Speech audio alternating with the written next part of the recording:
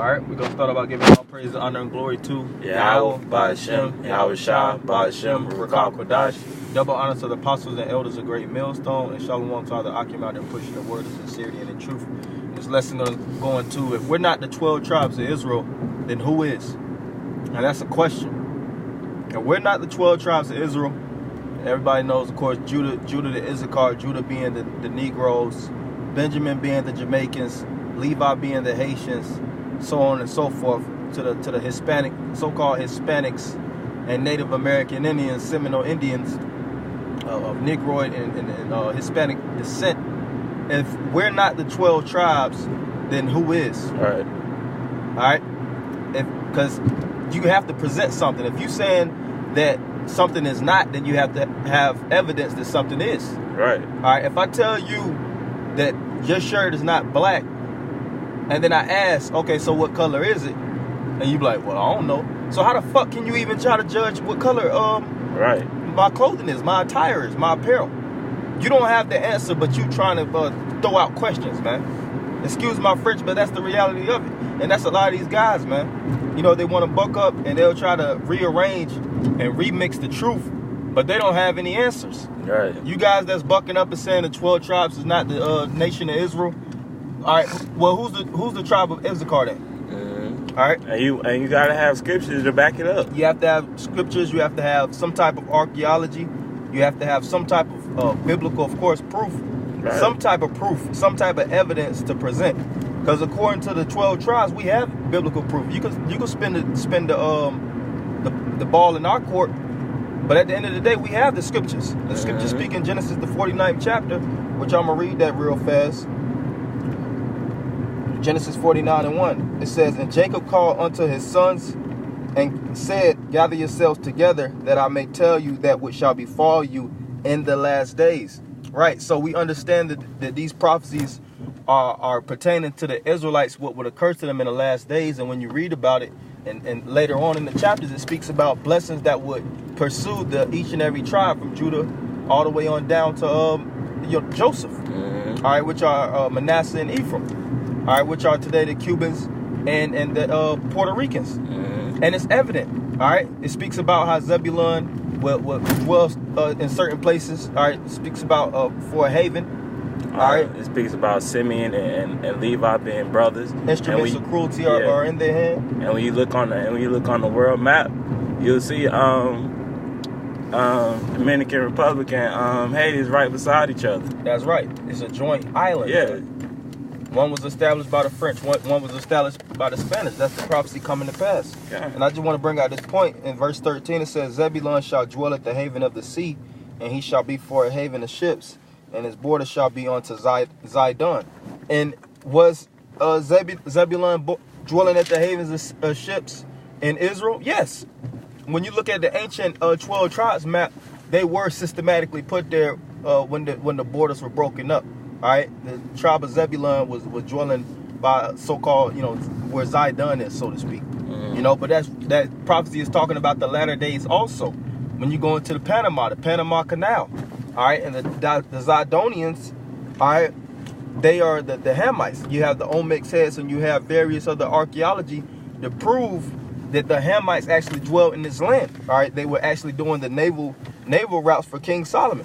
All right, that's biblical and that's archaeological proof. Now, if you want to repel them facts, so who is Zebulun then? If you want to throw their hand and say that's not true, then what's the truth? Right. If you don't have the truth, then you can't speak, man. All right, you have no way to bring forth any type of accounts to witness, so you can't be on the stand, man. That's right. Just like if you convicting somebody of any type of charges, if you don't have presented evidence, then you're not a witness. You cannot sit on that stand and that's bearing false witness, man. Yeah. You could get locked up for that. Yeah. All right. Everything that you're saying is null and void. All right. And I'm gonna get this scripture in 2nd Ezra 13 and 40. Matter of fact, I'm gonna start at 35. But he shall stand upon the top of Mount Zion, and Zion shall come and shall be showed to all men, being prepared and builded like as thou sawest the hill graven without hands. And that's starting now. All right, if we're not the 12 tribes, then who's built in Zion? You telling me them Zionists in the land of Israel, those gutter rats? that stole that land during 1948 with the Balfour Declaration, the British Mandate, and superimposed the lifestyles of the Israelites in their lifestyle. Those are the true Israelites. It's a known fact that they stole that land and they stole that nationality, man. God. It's talking about now, the ones that got discontinued from their heritage, as the prophecy says. The ones that suffered the curses of Deuteronomy, the 28th chapter. They got brought here in slave ships, cargo slave ships. All right? It says, verse 37, and this my son shall rebuke the wicked inventions of those nations, who is the son Yahushua, which for their wicked life are fallen into the tempest, and shall lay before them their evil thoughts, and the torments wherewith they shall begin to be tormented, which are like unto a flame, and he shall destroy them without labor by the law which is like unto me. And whereas thou sawest that he gathered another peaceable multitude unto him being Yahushua is going to gather a peaceable multitude, and is going to describe who the peaceable multitude is in these latter days. This account hasn't happened yet, man. Verse 40, those are the 10 tribes which were carried away prisoner out of their own land in the time of Hosea the king, whom Shalmaneser the king of Assyria led away captive. And he carried them over the waters, and so came they into another land. So it's a known fact, it's biblical proof that the 10 tribes got carried over the waters into another land where mankind didn't dwell at that time. God. So what land is it that the 10 tribes voyaged to? All right, until the latter days. And it's a known fact. Even the so-called white man knows that. Going back to the movie, was that 1492, The Conquest with Christopher Columbus. He spoke how he read out of the book of Ezra to get his inspiration through his navigation. That's why he brought Hebrew interpreters. That's when you come here, you have the Bat Creek stones. You have various stones that have the Hebrew located. The decalogues, various decalogues with the word deca goes into 10, the 10 commandments. And where did these 10 tribes get this culture from, man? Why were they wearing the garments? Why were they keeping the ceremonial customs? Why were they keeping the dietary law, the social law? All right? You know, they were keeping the law, statutes, and commandments. And you had, of course, 10 tribes going off also, the 10 tribes going off. But for the most part, you have a lot of evidence that is parallel with the Israelites. Why? Because they are the Israelites, man. God. And you had these different explorers and different individuals that was amongst the 10 tribes, and they were reviewing and giving accounts, and they said that everything that they're doing is parallel from a biblical standpoint. The scriptures speak about how the Spirit bear witness that we are the children of the Most High. And if these individuals been there since the beginning of time, how did they come up with all this information and knowing the Most High's name? Did it just poof out of nowhere? Right. No, they were there from the beginning. They traveled from one side of the earth to the next, like the scripture says, until matter of fact, let me read that over. Those are the 10 tribes which are carried away prisoners out of their own land in the time of Hosea the king, whom Shalmaneser the king of Assyria led away captive, and he carried them over the waters, and so came they into another land. Right, and that another land was known as Arsareth, which is America. So it says, but they took this counsel among themselves that they would leave the multitude of the heathen and go forth into a further country where never mankind dwelt. And that further country is the Americas. Mm-hmm. All right, that's the country that never mankind dwelt. Prior to the 1490s, preferably 1492, you know, like they say, 1492 is when Christopher Columbus sailed the ocean blue, the discovery of the Americas. Prior to that, the people didn't even know that there was a North, Central, and South America, man. You had certain, of course, maps. You had Leif Erikson and things of that nature, where they say that individuals actually knew that, that there was land over here. But for the most part, the gradualism, so to speak, everybody didn't know that this land was here, man. Okay. Until the prophecy basically had it bust wide open, so to speak. The prophecy that came to pass. So it says that they might keep their statues which they never kept in their own land. And I just went into certain statues that they kept. They kept the dietary custom. They set up certain principles and guidelines that came from a biblical narrative. All right.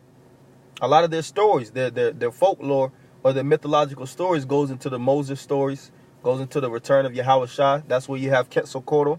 all right, which they speak about his second return. Where are they getting this information from, man?